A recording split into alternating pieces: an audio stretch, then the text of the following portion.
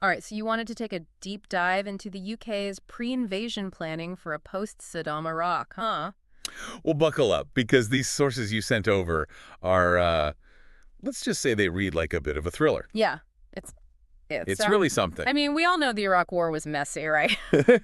But the stuff we're about to get into, it's like It's wild how much of it, how much of it really stems from what happened before the invasion even started. the planning or the lack thereof. Exactly. See, even before a single boot hit the ground, you had these top UK figures. I mean, these are the people making the decisions, and they knew. They were fully aware that what happened after Saddam was gone. That was going to be the real make or break. 100%.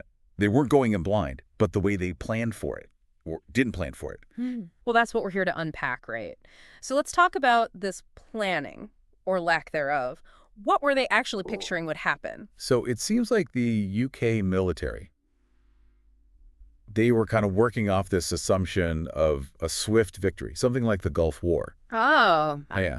Remember that 1998 Strategic Defense Review? vaguely. Well, that was their benchmark, right? So they're essentially gearing up for another quick in and out operation. Pretty much. And their defense planning at the time, it was basically built around these interventions lasting no more than 6 months, tops. 6 months? Yeah. Wow. Talk about misjudging the situation. 6 months compared to, what was it, years in the end? Yeah. Okay, but beyond the military side of things, how did they think a post-Saddam Iraq would actually function? Like, were there any concrete plans about how to govern the country? What comes after the dust settles? That is the million-dollar question. Hmm. And to be honest with you, the sources paint a pretty bleak picture when it comes to their grasp of Iraqi society. It's like they were trying to put together a puzzle, but with Missing pieces. well, more like using pieces from a completely different puzzle. Okay, I'm intrigued. So a lot of their information gathering, it seems, was based on conversations with Iraqi exiles. Hold on. Relying on exiles. These are people who, by definition, left the country. Right. Potentially with their own agendas, their own biases. Doesn't seem like the most reliable group to be basing your entire understanding of a country on. Well, and here's the thing. It gets even more interesting. Yeah. Because even within the UK government, there were those who recognized that just relying on traditional intelligence, the usual spy stuff, Right. that wasn't enough. They knew that to really understand a society as complex as Iraq, you needed a completely different approach. Yeah. They needed people on the ground, people who understood the culture, the nuances. It's like they knew they were missing ingredients, but they kept trying to bake the cake anyway. And a very important cake at that. Absolutely. Okay, so we have got this kind of naive assumption of a quick turnaround and this really shaky foundation for understanding what's actually going on in Iraqi society. You'd think, like, someone, somewhere, would be waving giant red flags, right? About how this whole post-invasion thing could go completely sideways. Oh, absolutely. Right. Yeah. Yeah. In fact, that's one of the things that really jumped out at me going through these sources Okay. was just how many warnings were actually issued. Really? It's like they were there, Hmm. but they got lost in the noise. Yeah. Drowned out by this rush toward conflict. Lost in the noise, huh? So what kind of warnings are we talking about here? Give me an example. Well, one that really struck me was a UK assessment from February 2002, Okay. so over a year before the invasion. Right. That explicitly cautioned that any attempt at all to reshape Iraqi power dynamics Yeah. would demand this massive long-term commitment. Okay. And they even put a number on it, which I found fascinating. Let me guess. 10 years. 20. 10 years, which, in hindsight, Chilling. chillingly accurate. Yeah. It's like they had a glimpse into the future and just chose not to believe it. It's mind-blowing. Okay, so they were told point blank, this is not going to be a quick fix. But it wasn't just these external assessments, right? Like, didn't the UK government itself have internal doubts about this whole endeavor? Absolutely. Oh, yeah. The sources revealed these deep internal debates about the very viability of a post-Saddam Iraq. Hold on. Like, could it even hold together as a unified state? Wow. So they were launching this full-scale invasion while still grappling with the very real possibility that the country they were invading might just splinter apart. It's incredible, right? That's wild. Okay, but it wasn't just the UK having these doubts, right? I mean, weren't other countries, even some of America's allies, like, weren't they expressing serious concerns about the potential fallout from this invasion? Oh, absolutely. And they weren't mincing words either. Okay, who said what? France, for example, explicitly warned the UK not to get blinded by these overly optimistic scenarios. Hmm. They were highlighting the potential for political disintegration, for chaos, Right, right. and basically saying, look, this could get really messy really fast. So you've got internal doubts, external warnings from allies, even these assessments that are predicting a decade-long commitment. Yeah. What was the response to all of this? Were these concerns taken seriously, incorporated into the planning process, or were they just ignored? That's the million-dollar question, isn't it? Yeah. And unfortunately, what we see in the sources suggests a certain degree of, let's call it selective hearing going on. Selective hearing, meaning?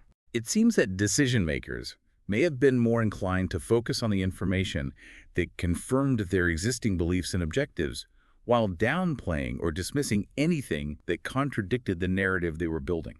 So classic confirmation bias. Exactly. Seeking out the information that supports what you already believe, even if it means ignoring pretty blatant warning signs. It's a tale as old as time, unfortunately. And in this case, it had some pretty serious To consequences. say the least. All right, so here we are, staring down the barrel of an invasion. It's late 2002, early 2003, and things are about to get very real, very fast.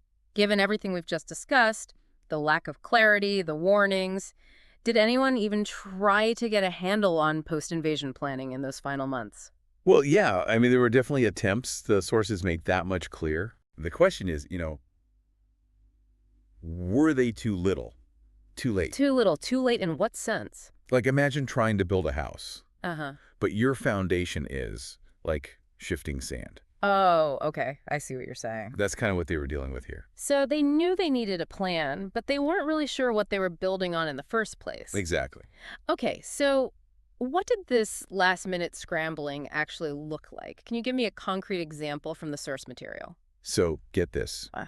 Even the structure of the U.S.-led organization, the one that was literally tasked with overseeing post-war Iraq. This is RHA, right? Yeah, or HA, that's the one. Yeah. Even their structure was still in flux just weeks before the invasion. You're kidding? Nope. Imagine the chaos, the uncertainty. For the people on the ground, you mean? Exactly. The people who were supposed to be, putting the pieces of Iraq back together. It's almost comical if it weren't so tragic. They were essentially trying to set up this entire administrative apparatus for a country on the verge of being invaded, and they hadn't even, finalized the organizational chart. Pretty much. Wow. Okay, so ORHA is a mess. What else were they leaving to the last minute? Well, the UN's role in post-conflict Iraq was another big one. The UK really wanted a strong UN mandate. They saw it as essential for international legitimacy and burden sharing. They knew they couldn't rebuild Iraq alone, and they needed the support of the international community. Which makes sense. Right. But the U.S., under Bush, well, they weren't exactly known for their love of multilateralism. Putting it mildly. So you have this fundamental difference in opinion, these diverging visions for the future of Iraq. Between the U.S. and the UTEC. Exactly. And it just added another layer of complexity to an already convoluted situation. The sources suggest that as late as March 19th, 2003, Okay. just days before the invasion, the UK was still trying to get the U.S. on board with a UN resolution for post-conflict governance in Iraq. Talk about cutting it close. So we've got all this evidence, the lack of foresight, the ignored warnings, the last-minute scrambling.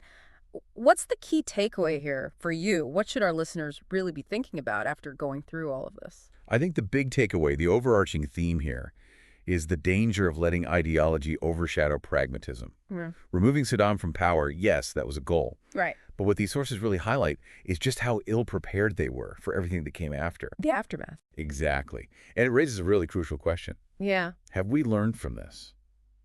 Are we any better equipped now, today, to handle the day after in future interventions? That's the question, isn't it? It's a sobering thought, and one that I hope our listeners will carry with them. It's a reminder that the true cost of conflict, it isn't just measured in lives and dollars, It's the long-term consequences, Exactly. the ripple effects that can last for generations. Well said. As always, thanks for guiding us through these murky waters. It's been enlightening, to say the least. And to our listeners, thank you for joining us on this deep dive. We'll see you next time.